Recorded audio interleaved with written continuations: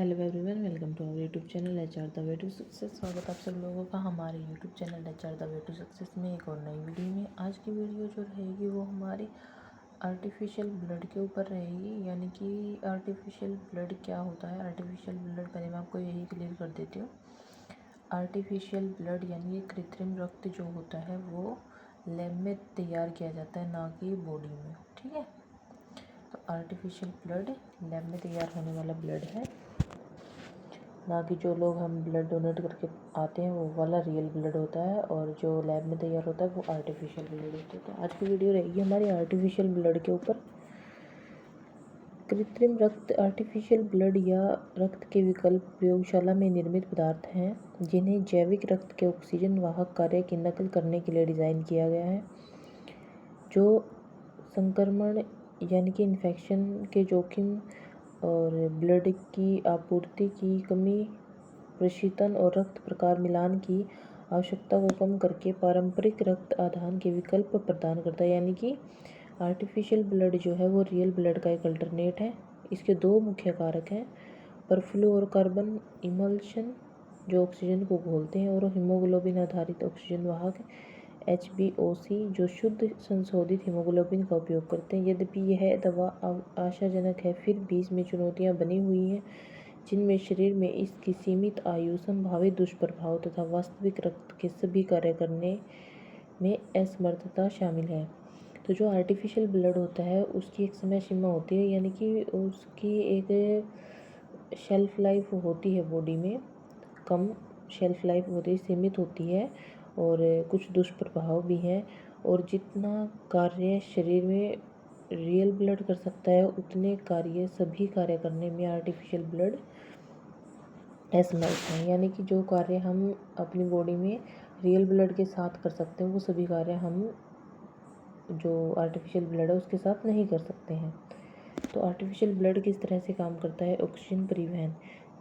Artificial blood का पहला कार्य फेफड़ों से ऑक्सीजन को शरीर के ऊतकों तक पहुंचाना तथा कार्बन डाइऑक्साइड को बाहर निकालना है। यह कार्य वास्तविक लाल रक्त कोशिकाओं द्वारा किया जाता है। आर्टिफिशियल ब्लड को सेल्स, ठीक है, ये रक्त के पूर्ण प्रतिस्थापन नहीं है, लेकिन इन्हें इस महत्वपूर्ण ऑक्सीजन वितरण कार्य को पूरा करने के लिए डिज़ाइन किया गया है।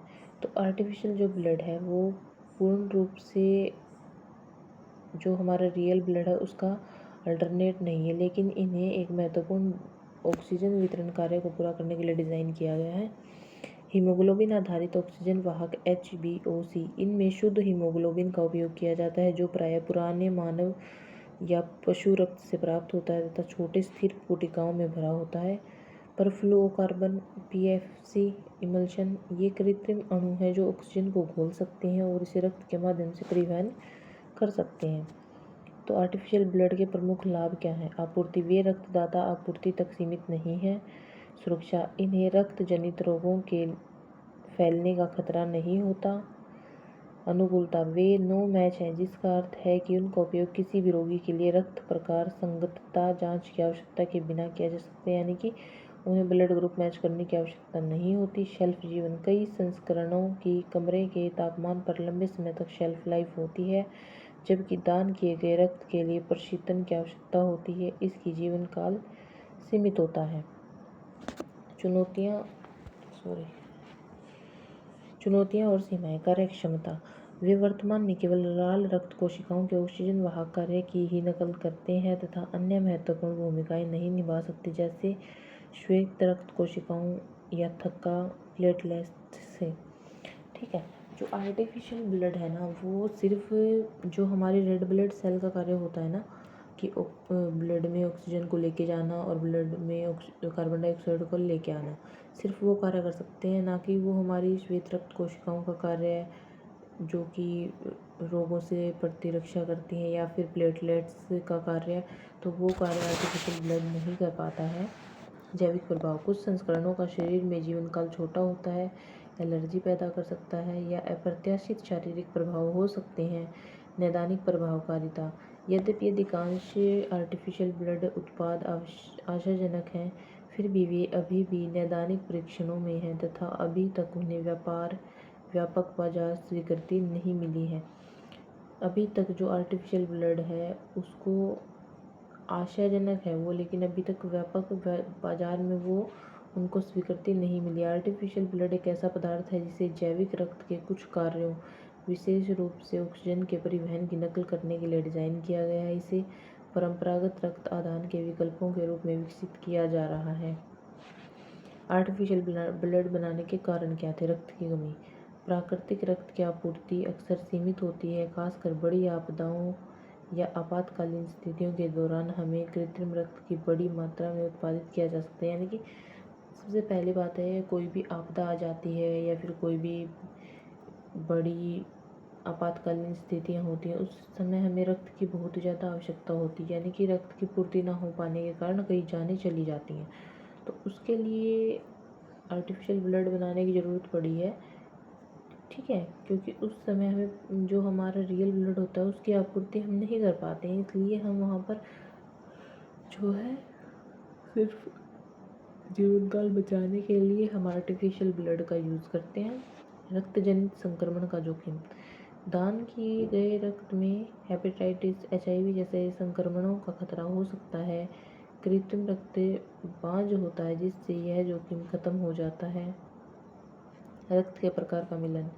कृत्रिम रक्त आमतौर पर सभी के लिए संगत होता है, जिसका अर्थ है कि किसी भी ब्लड ग्रुप वाले व्यक्ति को हम आर्टिफिशियल ब्लड दे सकते हैं। इससे आपातकालीन स्थितियों में समय की बचत होती है और लोगों की जान बचाई जा सकती है। बेहतर भंडारण। आर्टिफिशियल ब्लड को लंबे समय तक, कभी कभी वर्षों तक कमरे के तापमान पर स्टोर किया जा सकता है, लेकिन जो हमारा रियल ब्लड होता है उनकी शेल्फ लाइफ बहुत ही कम होती है। विशेष उपयोग। कुछ धार्मिक समूहों के लोग हैं जो रक्त आदान को स्वीकार नहीं करते हैं। आर्टिफिशियल ब्लड उनके लिए एक अच्छा विकल्प हो सकता है। उपयोग। आपातकालीन चिकित्सा, दुर्घटना या युद्ध के मैदान में गंभीर रक्त हानि की स्थिति में तत्काल ऑक्सीजन परिवहन के लिए।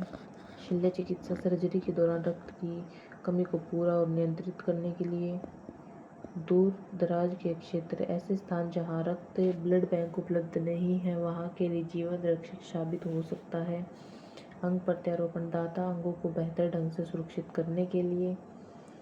ठीक है, अब आ जाते हैं आर्टिफिशियल ब्लड के लाभ। आसान उपलब्धता। आर्टिफिशियल ब्लड को हम आसानी से और बड़ी मात्रा में बना सकते हैं। लंबी शेल्फ लाइफ। आर्टिफिशियल ब्लड को हम लंबे समय तक स्टोर कर सकते हैं और कोई मिलान की आवश्यकता नहीं। किसी भी ब्लड ग्रुप वाले को हम आर्टिफिशियल ब्लड बिना सोचे समझे दे सकते हैं। संक्रमण मुक्त। इसे रक्त जनित संक्रमण का कोई खतरा नहीं होता, लाइक HIV। शीघ्र ऑक्सीजन वितरण। या प्राकृतिक रक्त की तुलना में जो आर्टिफिशियल ब्लड है वो रियल ब्लड की तुलना में ऑक्सीजन को अधिक कुशलता से पहुंचाता है। वह जाते हैं हानियाँ। जटिल कार्य। आर्टिफिशियल ब्लड केवल ऑक्सीजन के परिवहन जैसे कुछ कार्यों को कर सकता है, लेकिन ये अन्य महत्वपूर्ण कार्य जैसे थक्का जमना, संक्रमण से लड़ना और पोषक तत्वों को पहुंचाना, ये कार्य आर्टिफिशियल ब्लड नहीं कर पाता है। Side effects. कुछ हीमोग्लोबिन आधारित वाहकों से रक्त वाहिकाओं का संकुचन और गुर्दे का नुकसान जैसे विषाक्त प्रभाव हो सकते हैं। उच्च लागत। आर्टिफिशियल ब्लड में उत्पादन प्रक्रिया अभी भी महंगी है। सीमित जीवन। शरीर में आर्टिफिशियल ब्लड का जीवन काल बहुत कम होता है। सीमित, पूर्ण रूप से अनुमोदित नहीं। अभी भी शोध और परीक्षण के चरण में है और संयुक्त राज्य अमेरिका जैसे कुछ देशों में अभी तक इसका उपयोग के लिए अनुमोदन नहीं हुआ है। भारत में आर्टिफिशियल ब्लड का विकास अभी भी अनुसंधान के चरण में है और इसका बड़े पैमाने पर उत्पादन और व्यापक उपयोग अभी तक शुरू नहीं हुआ है। हालांकि भारतीय वैज्ञानिक इस दिशा में लगातार कार्य कर रहे हैं। भारत में कृत्रिम रक्त का विकास। IIT मद्रास। 2012 में IIT मद्रास के वैज्ञानिकों ने गर्भनाल रक्त से प्राप्त स्टेम कोशिकाओं का उपयोग करके लाल रक्त कोशिकाओं का निर्माण करने में सफलता हासिल की। 2013 में वैज्ञानिकों ने घोषणा की कि वे बड़े पैमाने पर उत्पादन शुरू करने के लिए तैयार हैं और पशु परीक्षण के बाद मानव परीक्षण शुरू करेंगे। हालांकि 2018 में फंडिंग की कमी के कारण इस शोध को रोक दिया गया था। DU दिल्ली विश्वविद्यालय। 2014 में दिल्ली विश्वविद्यालय की एक लैब में सभी ब्लड ग्रुप के लिए एक हीमोग्लोबिन आधारित आर्टिफिशियल ब्लड बनाने का दावा किया गया था, जिसे लंबे समय तक स्टोर किया जा सकता था। IISc बेंगलोर 2024 में भारतीय विज्ञान संस्थान IISc बेंगलोर के शोधकर्ताओं ने आर्टिफिशियल ब्लड वाहिकाएं बनाई हैं जो क्षतिग्रस्त रक्त वाहिकाओं को बदलने में मदद कर सकती हैं। सबसे पहले आर्टिफिशियल ब्लड कहाँ बना और कहाँ इस्तेमाल हुआ? दुनिया भर में आर्टिफिशियल ब्लड का विकास दशकों से चल रहा है, लेकिन अभी तक किसी भी देश में इसका व्यापक और वाणिज्यिक उपयोग नहीं हुआ है। इसका कारण सुरक्षा और प्रभावशीलता से जुड़ी चुनौतियाँ हैं। शुरुआती प्रयोग आर्टिफिशियल ब्लड का विचार 17वीं सदी से मौजूद है। शुरुआती प्रयोगों में गाय का दूध जैसी विभिन्न सामग्रियों का इस्तेमाल किया गया था। PFC आधारित उत्पाद जापान की ग्रीन क्रॉस ने 1989 में पेरफ्लुरोकार्बन PFC पर आधारित पहला ऑक्सीजन वाहक रक्त विकल्प बनाया। PFC आधारित उत्पाद जापान की ग्रीन ने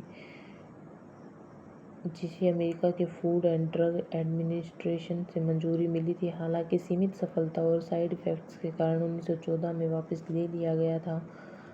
निष्कर्ष: भारत में कृत्रिम रक्त का निर्माण अभी भी अनुसंधान के चरण में है। IIT मद्रास जैसे संस्थानों ने इस दिशा में महत्वपूर्ण कदम उठाए हैं, लेकिन अभी तक इसका बड़े पैमाने पर उत्पादन या मानव पर उपयोग शुरू नहीं हुआ है। दुनिया में जापान जैसे देशों में हाल ही में इसके क्लिनिकल ट्रायल शुरू हुए हैं, लेकिन कोई भी उत्पाद अभी तक व्यापक उपयोग के लिए उपलब्ध नहीं है। Thanks for watching. I hope सब लोगों को आपको आर्टिफिशियल ब्लड के उपयोग पता चल गए होंगे, लेकिन जो आर्टिफिशियल ब्लड है वो रियल ब्लड की तुलना कभी नहीं कर सकता है। हालांकि कुछ समय के लिए क्रिटिकल सिचुएशंस में हम आर्टिफिशियल ब्लड का यूज़ कर सकते हैं। Subscribe our YouTube channel.